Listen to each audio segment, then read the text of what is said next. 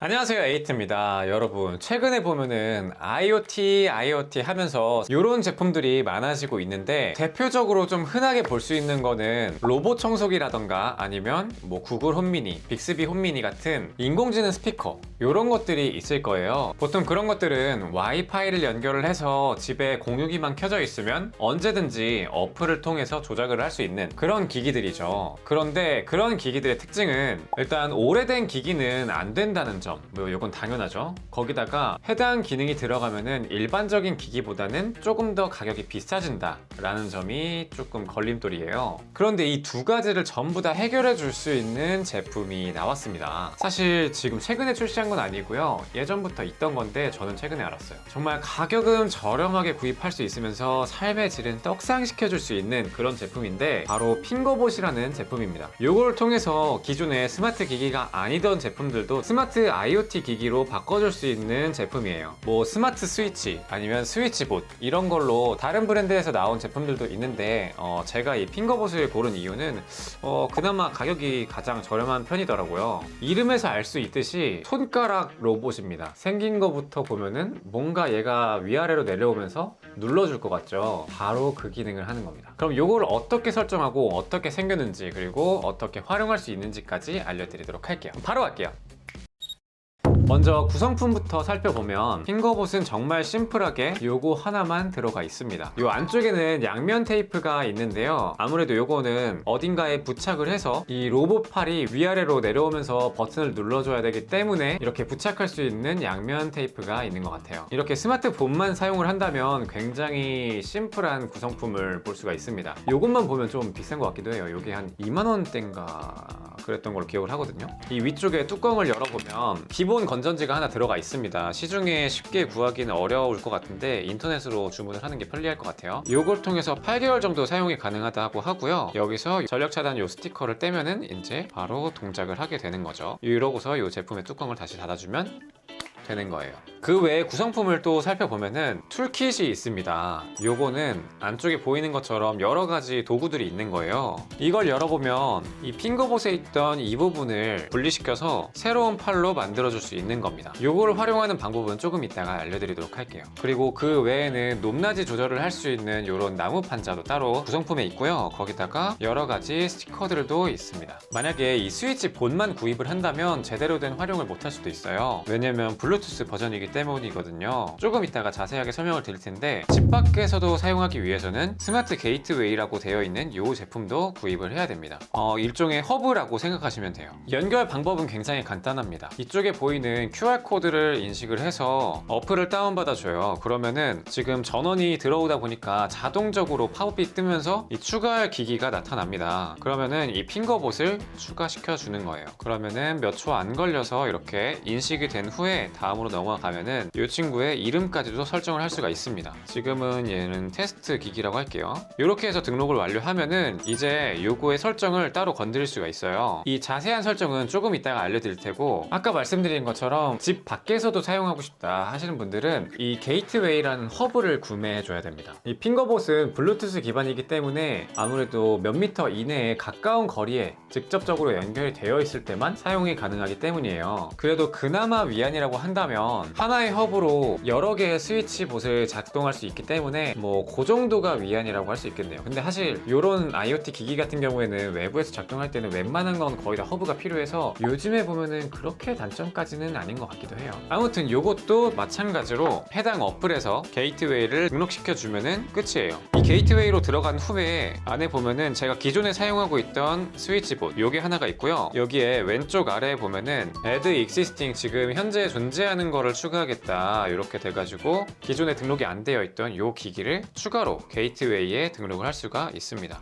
이러면 이제 게이트웨이에 설정이 맞춰졌고 이 두 가지 기기 모두 다 외부에서 사용이 가능하다는 거예요. 그럼 이제 요거를 어떻게 설정하고 어떻게 활용할 수 있는지를 보여드릴게요. 먼저 기본 동작의 경우에는 여기 위에 있는 오프 있는 부분, 이 부분을 클릭을 해서 작동을 시킬 수가 있는 거예요. 오프해서 눌렀기 때문에 온이 되었고, 여기서 다시 한번 클릭을 하면 이렇게 오프가 되죠. 그래서 스위치 모드를 바꿀 수가 있습니다. 지금 방금은 클릭 모드였기 때문에 한번 내려갔다가 다시 자동적으로 올라왔는데, 만약에 스위치 모드로 바꾸게 되면은 내려가서 올라오질 않습니다. 그리고 다시 한번 켜게 되면은 위로 올라가서 또 내려오지 않는 거죠. 일단 클릭 모드로 두고서 다시 한번 보여드릴게요. 이때는 위아래로 얼마나 낮게 얼마나 높게 올라올 것인지를 설정을 할 수가 있어요. 여기서 100부터 50까지 라고 설정을 하면 전체 길이의 100만큼 내려갔다가 절반까지만 올라오는 걸 볼 수가 있죠. 그리고 최대로 올리고 싶다 하면은 0으로 낮추게 되면은 눌렀다가 끝까지 올라옵니다. 이걸 통해서 누르는 깊이를 조절할 수가 있는 거예요. 그리고 Sustain Time, 얼마나 버튼을 유지할 건가, 요거의 경우에도 커스터마이징을 할 수가 있습니다. 그래서 3초 정도로 두고서 클릭을 해보면 내려갔다가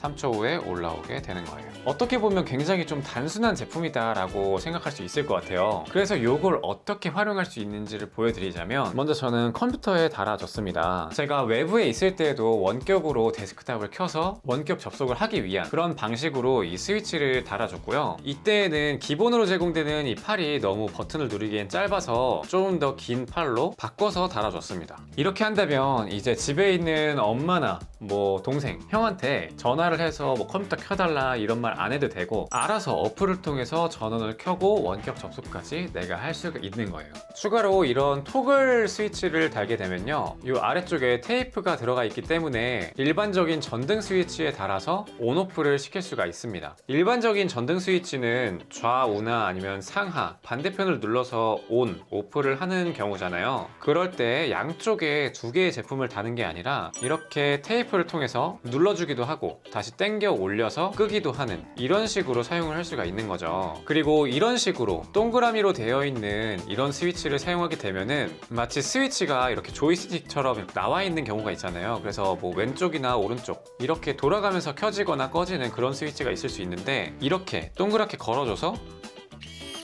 켜고 끌 수 있게 해주는 이런 팔도 있습니다.